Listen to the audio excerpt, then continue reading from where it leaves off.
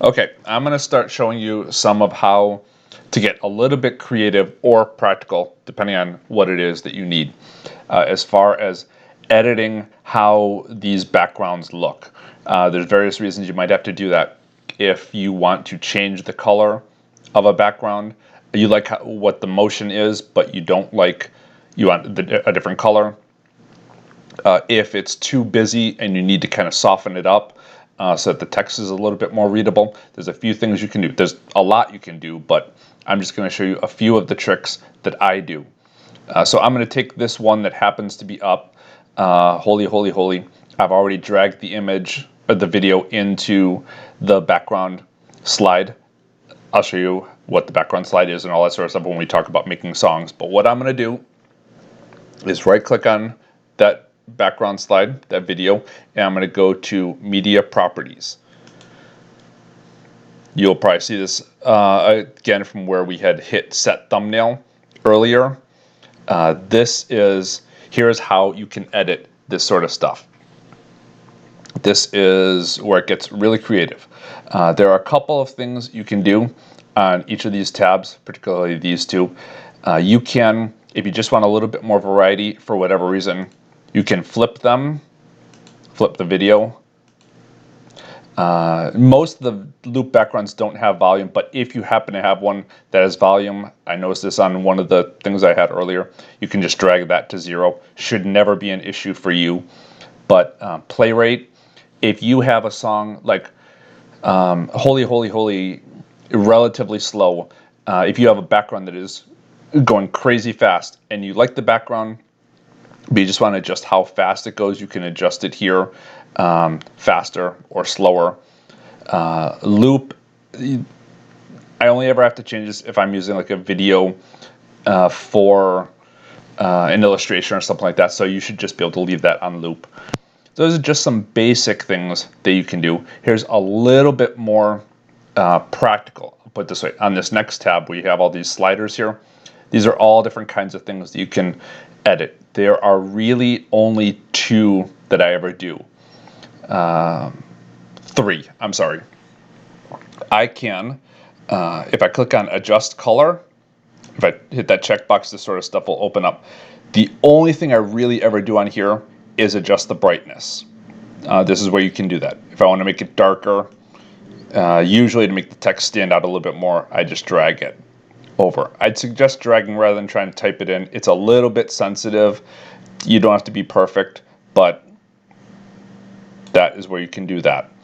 If you try it out and mess around with it and you're like, I just don't like this, you can just uncheck that and all those things go away. I'll show you how that looks. Let's say, see, there's that really sensitive part. Oh, let's say I've tweaked this to Kingdom Come, and I'm like, I just really don't like that. If I click on that and take off the adjust color, it all goes away.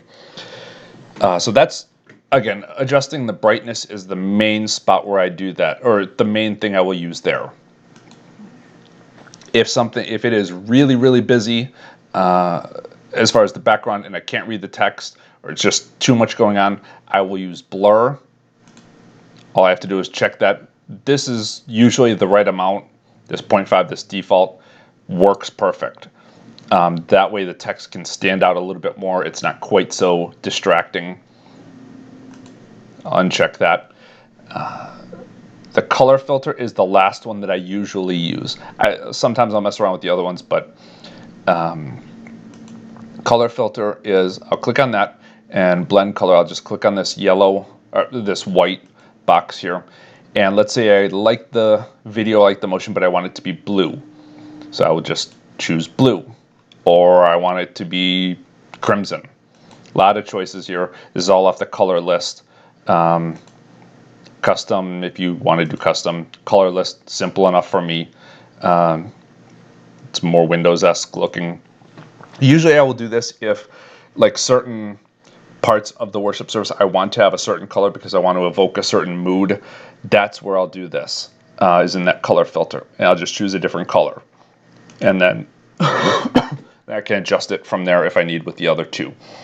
But I'm just going to uncheck that to go back to the original. That's really about it as far as editing, that sort of stuff. I'll give you an example that will look a little bit crazier so that you can see the effect that it has. Again, in order to change that out, we've done this before. I'm going to go to the video image bin.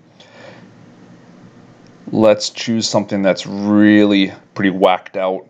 I like this one for this example. I'll just drag that onto here to change it out. Now, clear all. You can see that's pretty busy. As far as, I'm going to clean this up a little bit, turn off the video image bin, make the preview a little bit bigger. That's pretty busy. If I'm going to try and sing the words over that, yes, there still is the watermark there, but that's a lot going on, so I don't like that. So what I'm going to do, just to make it easy, again, I'm going to hit clear all, so I can clear all that out so I'm not distracted while I'm doing this. I'm going to right click on that background slide. I'm going to go Media Properties. And here I've got that preview, so I can see in real time what I'm doing. It's not playing. If I want to play it to see with the video, I can just hit play. Let's see what happens if I blur it. That looks a lot easier to read over. So let's see how that looks if I'm going to use that. So X out of the media properties. I'll click on that slide to get it started up in the preview window here, so I can see what text looks like against that, and that looks much more readable. Let's say okay, that's actually a pretty fast one, so I'm going to go back into media properties over here, and let's say I want to slow down the playback because I'm doing a really slow song. I'm just going to take the play rate and I'm going to drop it down, and you can see it slows down in the video.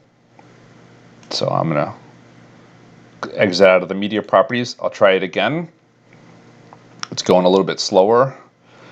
Basically just trying to match the background to the song. That's an artistic thing, but it helps keep people in the context, in the experience of worship, to have all this stuff sort of lining up and being congruent with each other.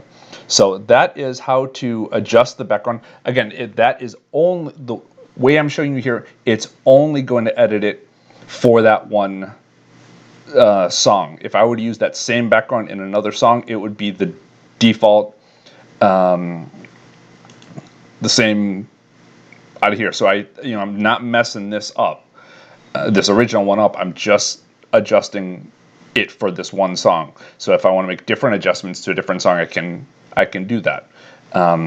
So that's how to mess with the media properties to get the slide to look exactly like you want.